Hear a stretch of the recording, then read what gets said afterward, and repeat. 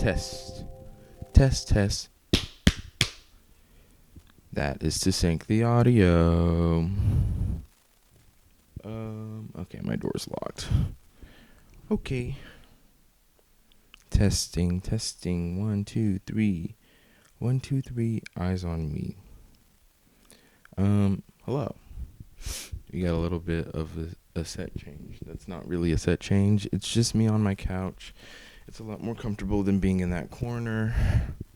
And I think I will move the mic less. I might be lying. We will see. It's been a minute, and I did not upkeep this to be weekly as normal. And that's fine. We're all having fun. I am not. We are all not. It is a hard-ass few months. It's a hard-ass few months. I don't know what's been going on lately, but it seems like... Sorry, I'm checking the sound to make sure that I'm recording, because I have a tendency to not do that. No, it just seems like we've been having a really tough couple of months. This past in these times, in these tough times, in these really tough hard times, in these tough hard political even times, but mostly personal. I don't really know much about politics, so I can't really get too much into that. But boy, oh boy, has it been riveting lately. I'm learning all sorts of things about Tylenol that I didn't think that I would, that I might forget soon. And that's pretty cool. And it just seems like everybody is in what I like to call, I wrote it down. It just seems like everybody's in a yearning. Everybody's yearning right now. I'm not really sure what is going on, especially with my girls. It is yearn season. I don't know what is going on. I cannot wrap my head around it. I don't know what's going on. I don't know if we're all ovulating as a human race or what's going on, but it seems like every one of my friends, both male and female, they are just pining for somebody that it just does not need to be happening. I don't know. Everybody is really wanting a body to snuggle up with, and I think maybe it's like the winter season, the fall season. I don't understand it. I can't wrap my head around it. I'm not a fall guy. Surprise, surprise. I'm a summer dude.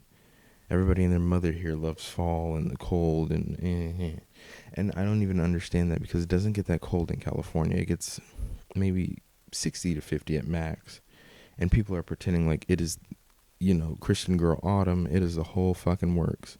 It is not, and it doesn't need to be. That's why I moved here, is so that way it can continuously could be hot, because I like the heat. I like the heat, and I like the rain, and like overcast. That's what I like. So to come here and run into a whole bunch of fall I digress. I'm going off track. People are yearning. People are yearning, and I don't know. I can't fix it, but my issue is trying to fix it, and I shouldn't be trying to fix people's yearning. I think I have to just kind of let them yearn and let them struggle, but it's so frustrating, because yearning and crushing and pining for an unreciprocal, the opposite of reciprocal is what I'm trying to say. Pining for a party that doesn't reciprocate any sort of feeling back is so wasteful to me. It's so wasteful. We're using our resources for evil, is what I'm saying. I don't think that we are focused on the task at hand, which is to have fun. I think pining ruins fun. I think it's cool to have a crush. I think crushes are cool. I'm not a crush guy per se. I don't say that. Well, I guess it depends on your definition of crush. I think most people kind of use crush as like it's like you can dream about a person, like seeing yourself with a person, for life. My version of crush is purely based off of intimacy.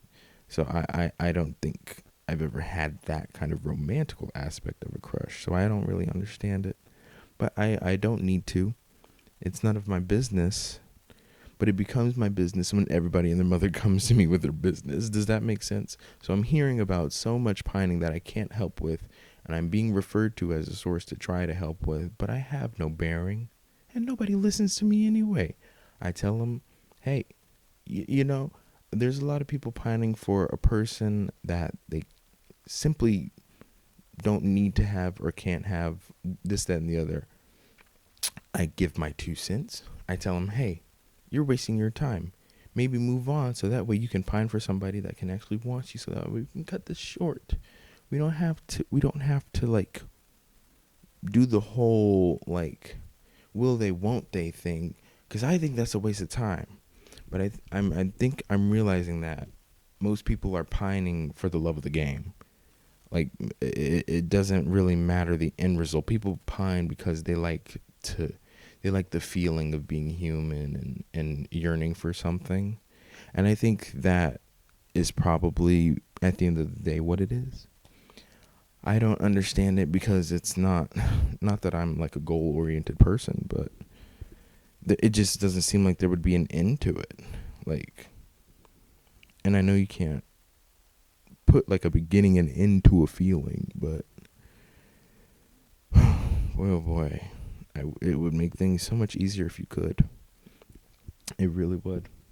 But yeah, there's so many people in my life pining for something that it just seems like a waste of time. And I don't know if people are just bored or if it's just the state of the world where we're all just wanting love in some capacity, but I don't know. And I don't know, people have different capacity to people. I not that I'm learning this, but I have to be reminded that people do have different capacities to love for different people. I have to wrap my head around it and keep kicking myself to remind myself of that, but it's so hard to when I'm just so efficient with how I carry myself, so efficient. So the concept of love unfulfilled in this aspect of life and love being fulfilled in another aspect of life is it's above me a little bit. I don't understand it. I think, I think love can kind of be dispersed. It's a versatile concept. It's a versatile, tangible thing that you can apply to different aspects of your life, I don't understand, how sources of love can operate. I don't understand. What am I trying to say? Like how sources of love can kind of affect how you operate on love differently, like relationship to relationship.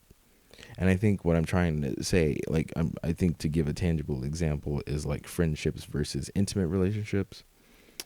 A lot of people here, and I think most people in general, I'm definitely in the minority of this, but I think most people view love as like, in a romantical sense, it's like a love that can, I don't know, make you a better person, make you more empathetic, yada, yada, yada, if you're in an intimate relationship because you care for one person and you pour your everything into them. Cool. That's great. And I think people look at love and friendships and platonic relationships as lesser than. I mean, I can't say that for sure, but from anecdotal evidence as well as, just the world in general, it just seems like people don't really value platonic friendships as much as they value romantic relationships. And I ain't with that. I really, truly believe, and I've already talked about I probably have talked about this so many times, at least amongst my friends. I don't know if I've talked about it on a camera of some sort, but look at my, I really do think that you can get the same oomph out of platonic relationships as you can with romantic relationships. I will always stand on that. I will always be for that. I can't really be convinced otherwise. Um, Everybody always says it's like a different type of love, which cool.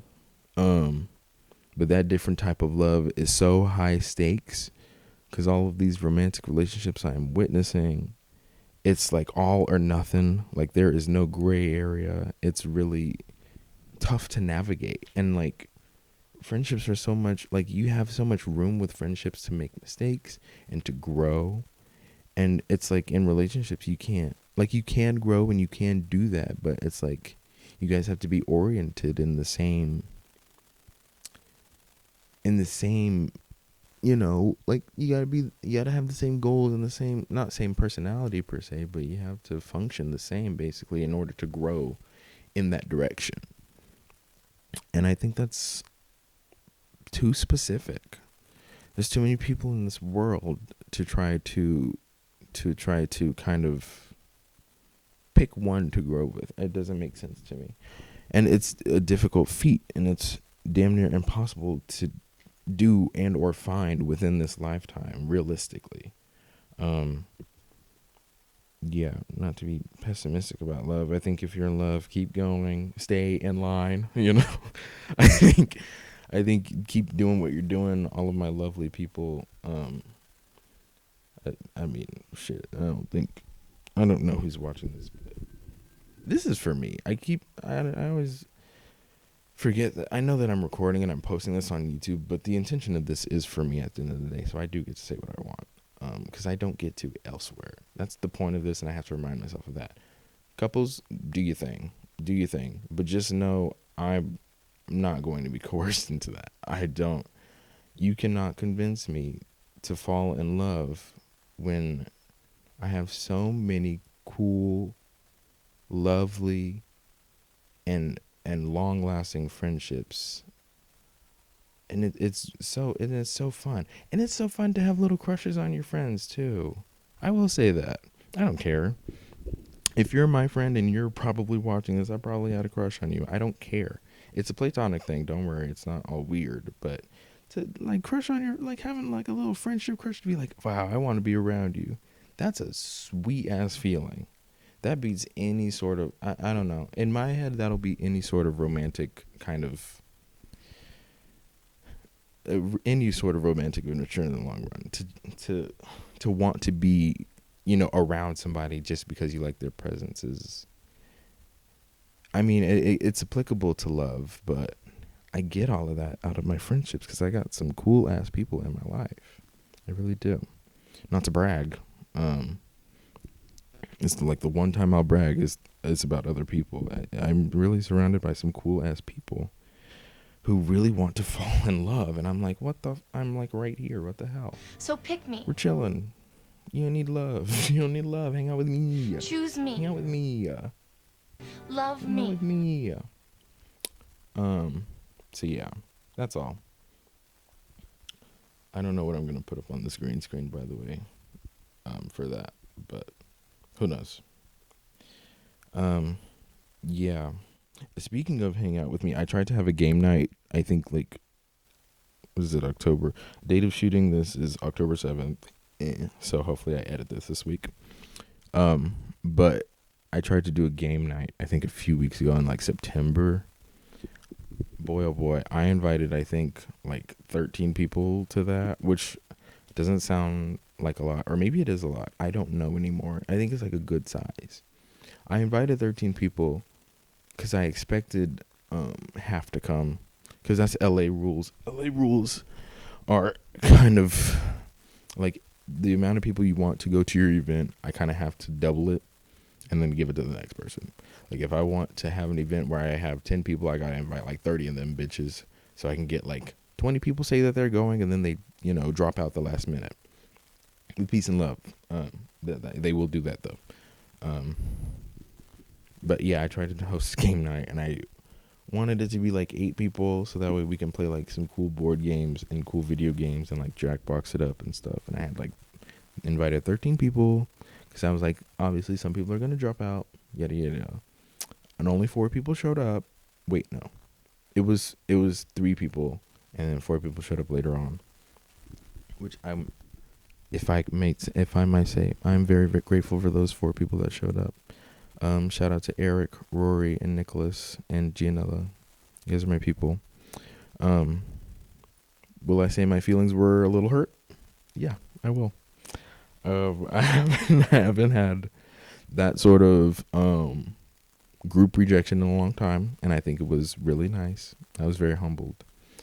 Um, but yeah, where did that come from? That came from hanging out with my friends. I think that came from yeah. Um, but yeah, it just kind of hurt my feelings a little bit. I'm not gonna lie. I hadn't had my feelings hurt like that in a long time.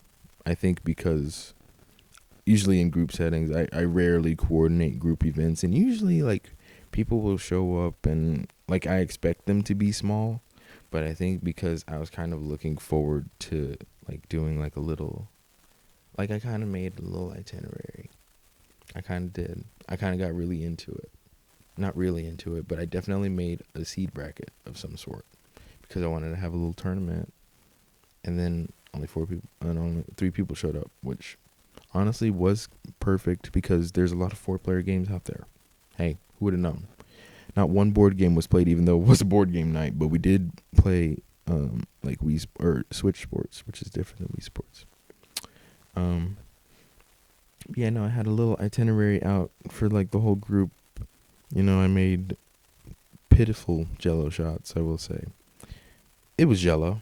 It was Jello. I had thought I really when I was making those shots, I really was stirring that pot up, and I put the alcohol in there, and I was like, oh, these people are gonna be wasted. They're gonna be so wasted. I tried one, and I was like, oh, my chest is burning. Oh yeah, it's gonna be a fun time. They came there, had a shot, and had a Jello, and they were like, what is in this? And I told him vodka, all sly, and I was really excited because I was like, yeah, got his ass. Not that none of them are like sober or anything, but I think they were expecting like a stronger shot. They all expected alcohol, I told them. But yeah, being like so like, are you guys drunk yet? It was frankly it was an all around humbling experience that I can learn from. It was, and that's cool. But yeah, and with that, people do not text me back. What the fuck is up with that either? I was texting people like the day of, trying to get like a text back to be like, hey, are you coming? Are you coming? These people do not text back around here. And I know that I can be bad about texting back too, but I'm pretty like 80% I'll text you back. Because most of the time I'll like open a message and then I'll press unread so I can come back to it later. But there are these people that I know that they're on their phone. They simply don't text me back. It's crazy. I'm like, you're looking at me. Just like the message at least. Tell me that you're not texting back. It's fine. I'm not going to take offense to it. But yeah. Yeah, they don't want to text me back out here. So that's pretty cool. I don't even know what time we're at right now. Okay. Now, I'm pretending like I have shit to do. Whatever. Yeah, so that was pretty cool. People need to text me back more. And I will probably be refraining from game nights for a little bit. Yeah. I also learned kind of recently that I'm like pretty decent at giving compliments to people. Pretty cool. Like I've been engaging with these long talks with my coworkers like after we get off the clock. And it's getting ridiculous and I love it. Like because my shift, I'm a night shift guy. So it's 2 to 11 p.m. There was one weekend I was there till 4 a.m. We were just chatting it up. Just learning about each other, hanging out, and just developing as coworkers and friends and stuff. And it's nice. And I forgot what I said exactly, but I know I gave the sexiest compliment to one of my coworkers ever. And boy, oh boy, that was high. I did not know that I could have. I felt really proud of it on the drive home. I was like, it felt like it I don't know what That feeling could be described. It's like when you get proven right or something.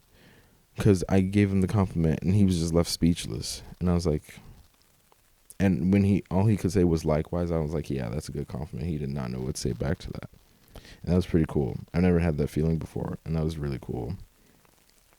And also to do it to another guy too was pretty cool. Because, guys don't get compliments. So I think to take another dude aback with word of mouth, it's cool. It's fun. Throws him off a little bit.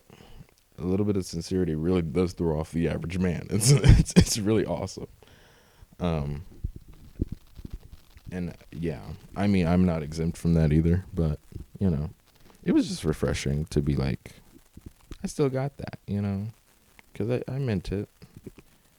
I think it had something to do with like, I think he was just worried that he was like bothering me or something, and I said something along the lines of like, you're not, but it was cool and sexy and whatever. So, yeah. But I gotta hold the mic out. Hold it out. Hold it out, talking to it. But yeah. So that was pretty cool. And then I had recently given a friend of mine some alright advice about letting yourself, I think. Well, okay, let me say the advice before I get into whatever tangent I'm about to get into. But I think I said it's good to not have walls up so that way you can let yourself, period. Just let yourself. It's along those lines. I probably didn't say that exactly, but that's the gist of what I said. But to get into that a little bit, I think I have I have a lot of, it's extraordinarily difficult for me to let anyone in. Like truly, even close friends, whatnot, so on and so forth. It's just tough. And so I attract a lot of people who are very vulnerable and who are okay with, like, they don't have walls anymore because they're just so, like, they can't help but be anything but themselves. And I am the same way too, in the way that I'm very myself all the time. I can't really hide shit, but myself is very protected, yeah, if that makes sense. But there are some people that just kind of walk around here. They walk around themselves and unprotected, which I find remarkable. A little bit dangerous, but very cool. And I think it's a really admirable quality to have is finding a person who can just let themselves. They'll let themselves be free. They will let themselves fuck up. They will let themselves, experience life in its entirety because it gives them humanity. And I think I really wish I had that ability to let myself, experience things and be human, but I simply don't have that in my mind. I don't know if I'll unlock it in this lifetime, which sounds sad. It might be. But realistically, that's just kind of what it is. I don't have that ability to just kind of be free.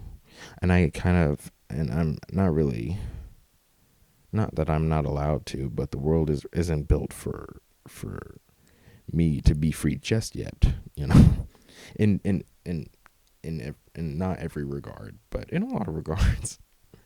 But there are some people that are in my life that I can let a little bit in because they don't have anything to hide.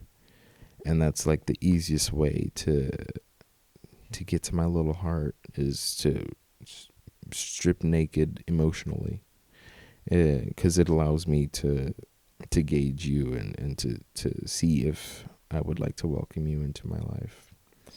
And I'm not like, the judge all be all. I'm not, fucking, I'm not the universe. I'm not, the world doesn't revolve around me. So I completely understand if people don't want to get naked for a tennis bracelet. I ain't trying to get naked for no tennis bracelet. You know what I mean?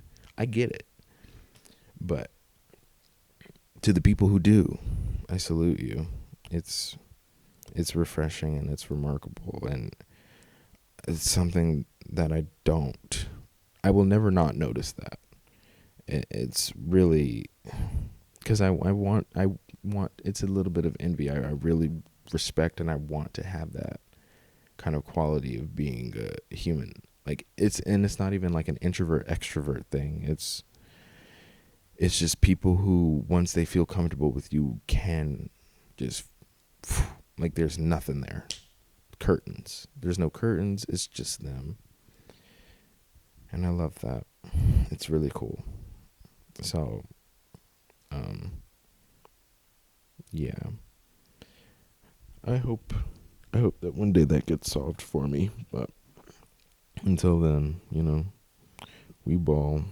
Oh, in case we just want to see what I'm looking at here, I've done this. I don't know if I've cut this out on other one of these little diaries, but I have a list of stuff that I talk about on my little iPad.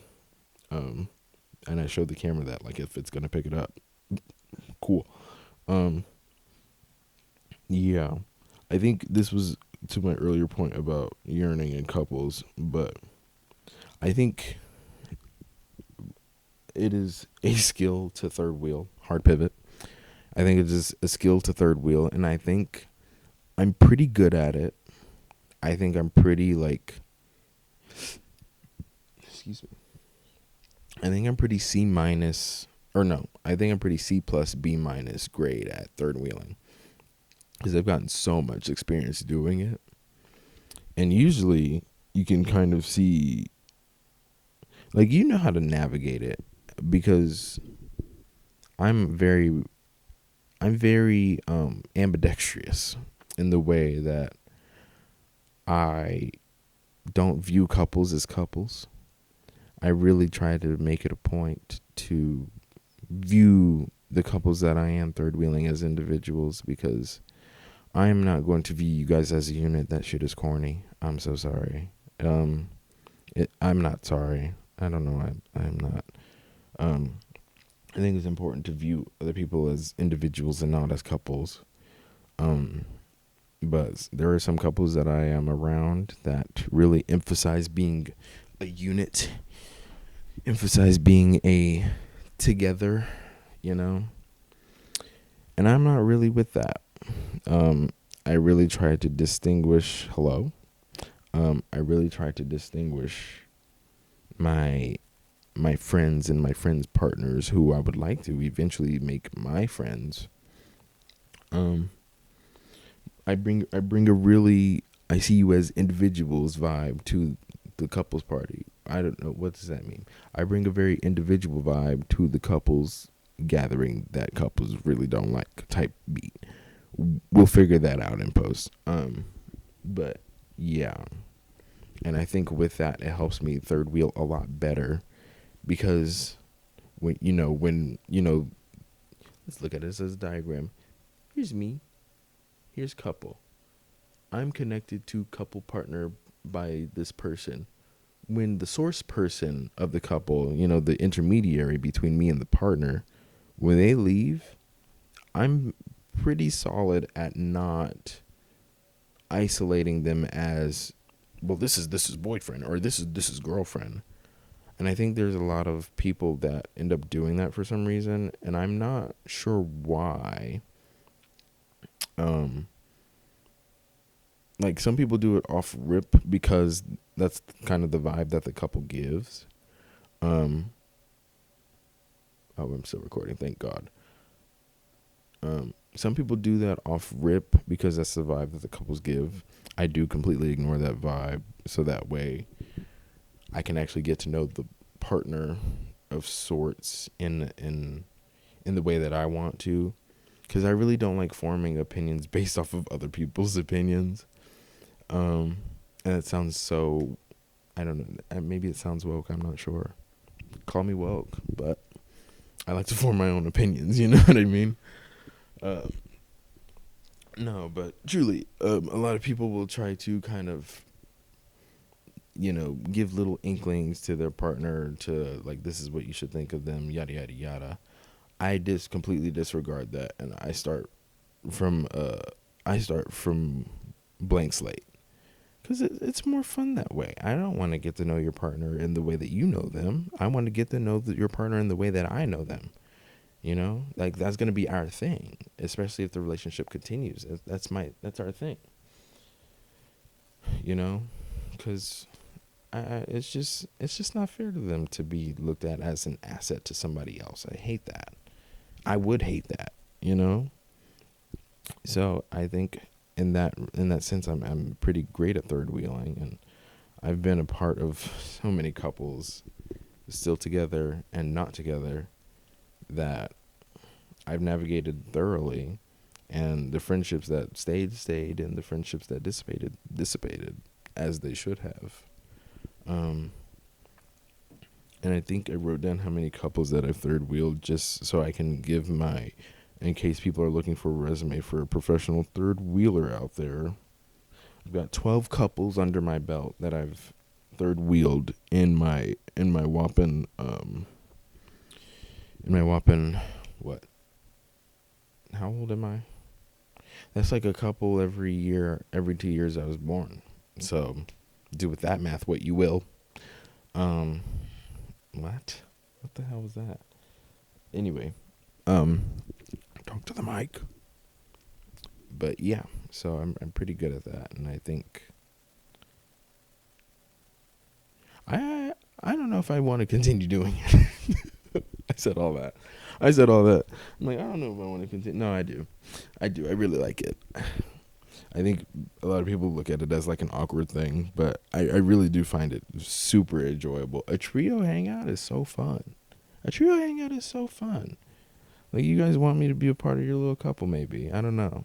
It's fun to be like included as like the couple friend. Something about that, it feels very wedding. It feels very like, this is our, you know, this is my wife, and this is my wife's husband. This is my wife's wife, This is my husband's husband. All that. This is our husband's dog, and it's me. I'm the dog, I'm the dog wife husband, if you will. Call that what you want, but hey, I like it. I like being the couple friend. It's fun. It's just when things go south, that's when I'm like, all right. It gets a little more difficult, but it is salvageable, I will say. Oh, that's insane that I wrote that down. So this was in relation. Oh, okay. I really should actually stick to the script that I have, because I'm jumping from topic to topic, which it's my diary. What the fuck am I talking about? I don't need to be organized. But yeah, I think I wrote down something in regards to the capacity to love thing. It is also about friendships, but I was trying to figure out why I was so like or maybe not anti-love, or like against finding love or whatever. So a lot of people think I'm like aromantic, but I'm not aromantic in the sense that my body doesn't want it. I'm aromantic in the sense that I don't want it. It's like an active choice, because it doesn't make sense. But I wrote down that I don't think that I want love because everything has an end to it. And I don't really have a desire for heartbreak. And I think attempting love, like in this lifetime, would be a deficit, because it's an investment of time that I'm not willing to share. Not that I like, and this is not like I'm into myself so much that I don't need. No, this is it's simply an efficiency thing, where it's like everything truly does have a beginning and an end, and I know that there is some love that is forever, but I think that if I know my luck, like I know my luck has been gone for these past years, I don't think I'll be able to find it at this point in time. Nor do I need to, or do I want to. If it happens, sure. Will people know about it? Probably not. That shit will be under wraps. I truly don't need it to happen. I don't necessarily want it to happen, especially with the whole yearning of people that I've been seeing. I'm like, this seems miserable. I have no desire to it, but yeah. I think I should touch on the end part more. I don't like the fact that most things have an end, because that's just kind of the human experience. There's the beginning of the end, there's the yin and the yang, everything is balanced, yada yada yada. We all know the fucking holistic universe speech. I'm not gonna get all yada yada into that, because I don't really know much about it anyway. I'm not like a super spiritual person. I'm just trying to do my thing, freak my shit, you know. But I don't like that. I think I know that life is balance and it should have balance, but I don't like that things have an end. And that's just my naivete. I'm still in the point of my life where I'm starting a lot of things.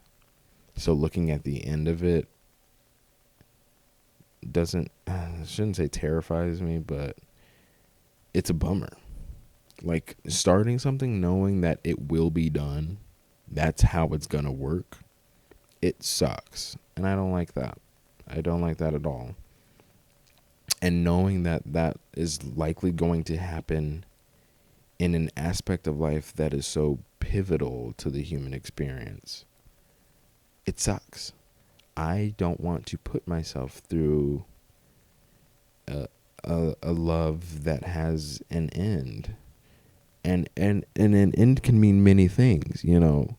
An end can mean a breakup. An end can mean, you know, like one of us got to go first, you know. Like that's the end. I don't want to be the end for somebody. I don't know, the concept of that really, it really hurts my feelings a little bit, you know. To not be worth a forever kind of sucks. I don't want to be limited.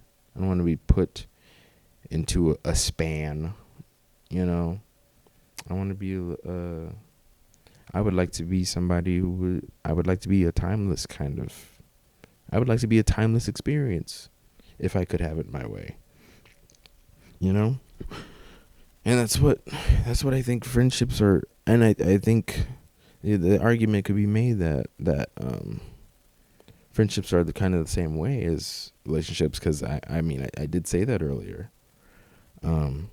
But there's a longevity in friendships and a preservation in I'm saying, like, there's a lot more gray area in friendships, as I said earlier. It's not so black and white, as love usually is. So it's tougher to, and not tougher to end a friendship, but there's a lot more nuance in friendships that can preserve a timeless experience. That sounds corny, I feel. But that's kind of what, I don't know if what I'm saying is coming across anyway. But there's a lot more. A friendship. This is gonna. Okay, I'm gonna go with it. Walk with me. A relationship nowadays, and not all relationships, because I think there are some people that have figured it out. But a relation. Hello. A lot of relationships, at least the ones I've witnessed in my long years of life. I'm 20. I'm 3 years old. A lot of relationships feel very 0 to 1, very binary. Like, this is it. This is it. This is it. This is it. This is it. This is it. Very binary relationships. Whereas a lot of friendships in my head are very, not 0 or 1 binary, but it feels very 0 to 1. Like, you can have infinite, you know, ways to go about a friendship, and to keep learning about each other, and to keep being immersed in each other's lives in different aspects. That is way less singular than love typically is. But I think in that aspect of friendship being so quote unquote infinite, I think that is, to me, what makes a timeless experience is a cool infinite ways to navigate a friendship, because love is quite like a romantic intimate relationship is easily quantized. I keep saying quantize. Why do I keep saying quantized? But romantic relationships seems they seem easier to put into a category rather than friendships. So I think in that aspect, that's also where I value friendship more, and why my need to be in an intimate relationship is so very little, because it's not to be pushed into a binary kind of situation. It would just suck.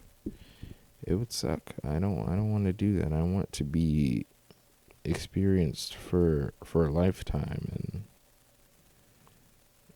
I think I don't know if I give my friends that. I don't know if I give my friends a timeless experience that I do so hope to give, but there's potential to do that more so than to give myself to one person that may or may not work out, So, yeah, I don't know. We can take that where it may, and it is corny, but I don't care. So, this is my diary, not yours. It's mine. Oh yeah, I do Song of the Week here. It's been that long. I feel like I was going to talk about something else. Oh, also side note, I've been introducing a lot more of my friends to Taiko, the game.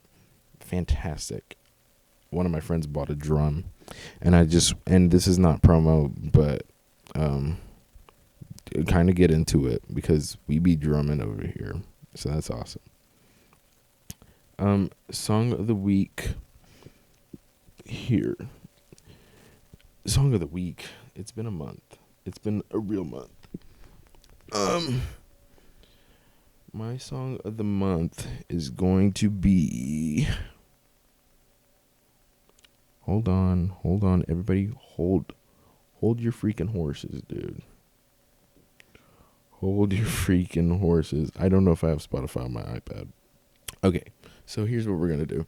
The song of the week that I'm going with, I think, is called I'm Too Full of Spite, I'm Too Fucking Petty, or something. The song that I'm going to recommend, hey, clean lines, yeah? The song I'm going to recommend is called I'm Full of Spite, Maine, I'm Too Fucking Petty by Stacey Adams. It is a banger, very good shower banger. I really love the beginning of the part, of the song. The beginning of the part, yes. I do love the beginning of the song because it just comes out hot and swinging, and it's really fun, and it's very like, I was like, oh, him, I'm messing with you. Think I need 3, it's better than 2. You looking at me? It's fun. It's really, really, really catchy. And they use a little Tekken sample to transition into the next part of the song, and it's really fun. The little get ready for the next battle as the next verse is really fun to me. I love that they're having fun. The album cover is sick as fuck. I'm not sure. I don't think it's AI. It looks like it's just really well crafted. I really like it a lot. But it is a fun ass song, and it is a banger. Along with that, I've been listening to a lot of this guy called, I think, Names Bliss. He's like this British rapper. Which, say what you will about British rap, I do not care. I like how they say the syllables in the song over the fun beat. Sue me. I'm an American who likes British rap. I'm coming out. I'm gonna say it. I need a flag. I'm coming out and I'm gonna say it. I'm an American who likes British rap. Huh? What are you gonna do about it? Either way, it's fun to listen to as well. He's got a song called Woy. It's a really fun hook, because over time he just goes Woy, Woy. So I've been around my house screaming that. I've also side note. I've also been screaming the fucking beginning of the Smiling Friend speech for some reason, and I'm not gonna do it here, because I do it in my friend's ear all the time. So I apologize. Um, am I gonna? I was debating on doing it here after I said I wasn't going to. I just, you know what? I'm not even gonna say the whole speech. I've simply just been going, "That's not true," like in general, to find situations to say that. So just do with that what you will. Anyway, Woy. Woy is a great song, is the point of what I'm going to say. Woy is a fun song. Producer Skriz makes some fantastic beats. I really like his instrumentals. It's not, it reminds me of J Dilla. It's not J Dilla. It's different. But it's really good. Also, go listen to J Dilla. You know, he goes crazy. Another song I'm going to name off, Because I'm Here. And I was so excited when I found out, not found out about the song, but I'm so excited that I found the song. So we all know I listened to Jersey Club, yada, yada, yada, but I watched these Jersey Club dance battles. Link Up Tuesdays, I think there's Canon Vision, there's Rep Your Culture. They just recently had one.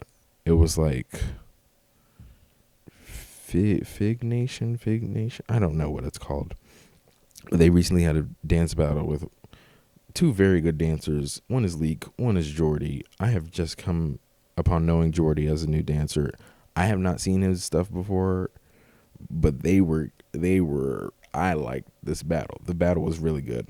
And so I found Jordy's first song, I think, because they do three. Okay, so real quick, I got time, and I think I got battery. Okay, so real quick, Jersey Club battles often are, depending on the video or the battle, and I'm not from Jersey, so I don't know, whatever. But from what I've seen, it's either 2 or 3 rounds.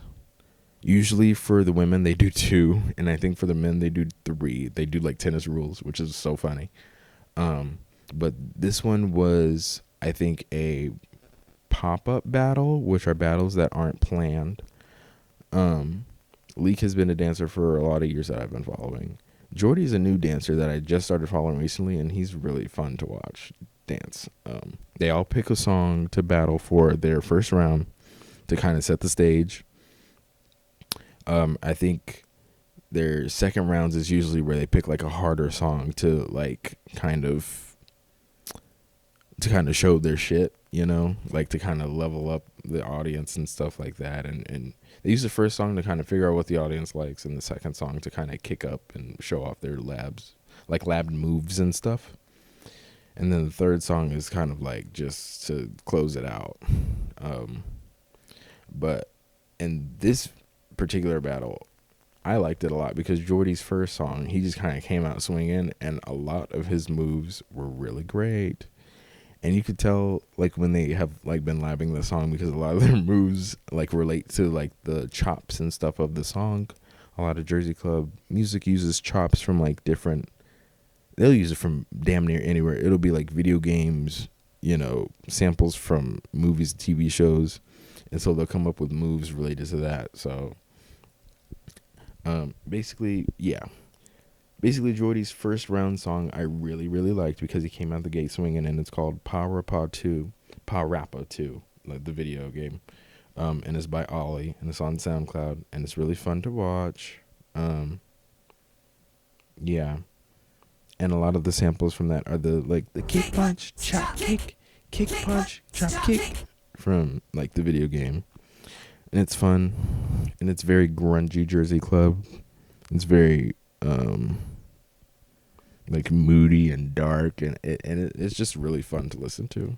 So I like it because of that dance battle, and I like it as a song itself. But yeah, I went on an entire tangent just to say that, but I just wanted to talk about Jersey Club again. Whatever, sue me.